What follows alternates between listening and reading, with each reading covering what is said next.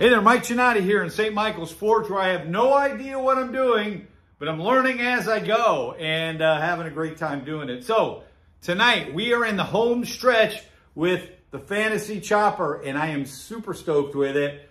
This is turning out to be what I'd hoped it would be.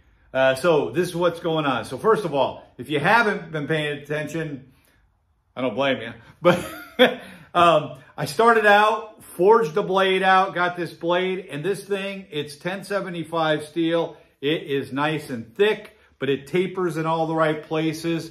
It has a nice feel on it. I wanted it to be, not only, my son had given me this crazy looking design, but I said, look, if I'm going to do this, I want it to be functional, and I want it to function as a true chopper, not just be some crazy looking design. That's what we've got here. This thing is rock solid. You know, all thanks to the even heat kiln over here. So when I did the heat treatment, when I, normalized it, hardened it, tempered it, everything, it came out great. And, I'm not going to, I haven't even sharpened it yet, and I have to be very careful with it because it will cut, it will chop, it will kill. This thing is pretty badass. So, forged out the blade. Right? Then I created the furniture here, the brass. And again, much different than anything I've ever done. I've done fittings where I go ahead and I, cut. I sit on the drill press. I drill out some holes in the brass in the center where I want it. Then I work with a file and until I feel like my arm's going to fall off. I'm never very good, but it's been okay up until now because typically if I'm doing a knife with a guard, then that's going to actually come up, from the handle and then out slightly. And so it fits up flush and it hides any of those imperfections in that piece. This one I didn't, but I have a fix for that. But also, those ones go up to a definitive stop point, and it's a single guard. This one is simply the curvature of here, and I had to have it so it would come up and then at an angle, right? Like so. So that worked. I got that up there. I've got the mosaic pins in. Then I had to cut and fit and get that all nicely done. This first phase of the handle, right, is purple heart. And then fit on the secondary one here. This one has a pin on the back end, not a mosaic. It's a pass-through, but I have that there. And then got that all glued up and ground out. Everything is rock solid. What I have to now do is I'm going to need to hand sand with very fine sandpaper, the wood on the handle, just make sure everything's just so before I do treatment of the purple heart and make sure everything's beautiful, purplish, and sealed. And the final sealant on this will be boiled linseed oil. I'm going to go traditional with that. In addition to that, I'm going to do the following. So I remember I said I couldn't hide my stuff.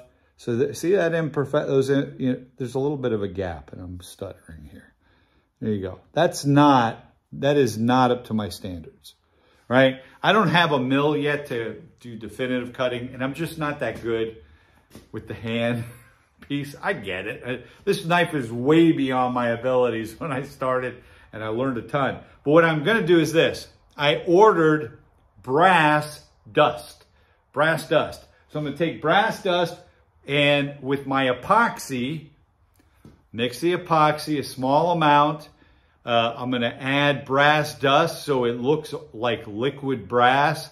And when I say liquid, very gooey. And then I have a syringe that I'm going to very carefully apply it into those grooves and cracks.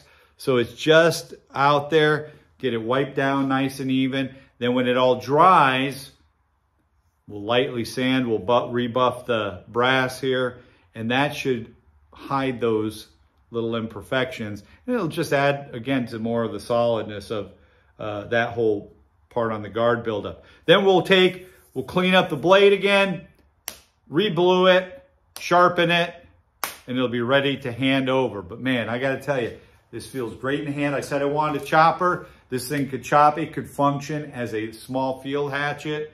It can certainly protect yourself with it. That's not a knife. This is a knife, right? So it is rock solid, this thing. It is a bad boy. I am very proud of it, and I think my son's really going to love it. So can't wait to hand this over to him.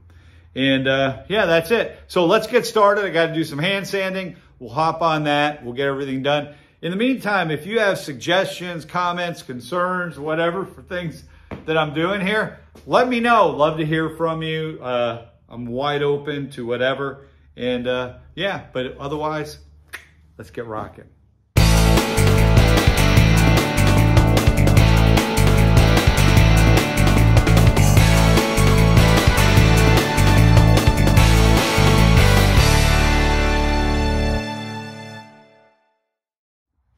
All right, so this is where we're at. I have used the sandpaper hand sanding. I went from a 400 grit on this to a 2000 grit. I also used it to take off the little bit of surface rust where my blood had dried and sat. And I've now infused it with a piece of my soul. So, yeah, I know I'm nuts. So at any rate, I got it all clean. I got all that cleaned up nice. What I want to do now, before I start next step on the handle, I want to quick do some touch-up bluing on the blade, also along the spine, the exposed areas, you know, from, man, I'm getting dust. That exposed area where the steel's running back and around, I want to make sure that's all done so it helps to protect it. Then once I get that done, we'll start looking at the next piece, which is around finishing off this handle. So let's go ahead and get started.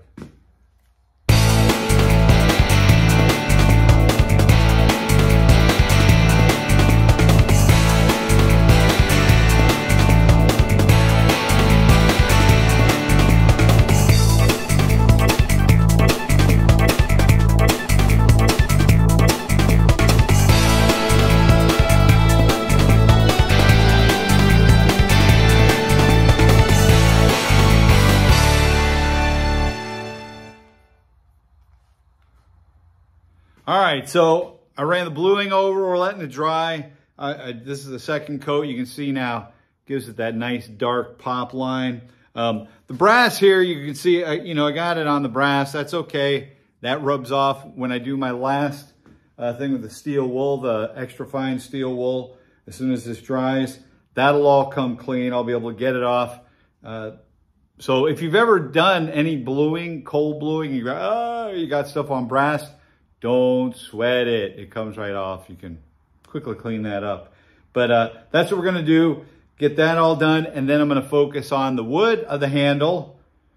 And then I think tomorrow will be the final piece before I sharpen this bad boy up. So I'm going to let this dry, and then I'll get hopping on the next phase, and we'll see you in a bit. All right, so this is it for the night.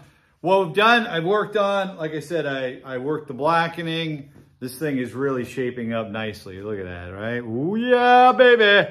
So, worked on the blackening. We're going to get tomorrow during the daytime. I'm going to set this knife outside. I'm not using acetone. I would like to, but I'm not going to. But I am going to use sunlight. Sunlight helps to activate the Purple Heart, and it should really help it get that extra bit of purple.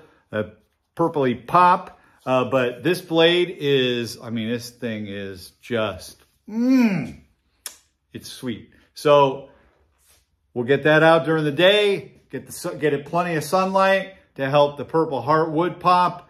Then at night, we're going to go ahead and take that brass dust that's supposed to arrive tomorrow, mix it with the epoxy applied in that little crevice right around there. Once that dries, we'll buff that out. And then also after I get that, when it's mostly dry, at least to a tacky, I'll go ahead and we will, I may not use the boil linseed oil. We'll see. I may go ahead. I have some finish. Where do I have that at? Yeah, it is General Finish Exterior 45 Satin. It's supposed to be really good. I might go ahead and put that on instead to really seal it in, but we'll see. So at any rate, I'm super stoked. This knife is looking badass and ready to roll. And then once that's dry, Tuesday, I should be able to sharpen it. And then I have to work on a sheath for it. And that's it. So, ooh, la, la, la, la. And yes, it does chop. So that's it for Michael's Forge, St. Michael's Forge. Hope you had a great weekend. This is a wrap for me. I got work in the morning.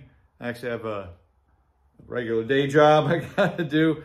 But yeah, again, very happy with this bad boy. And we're just about to the finish line. Boom.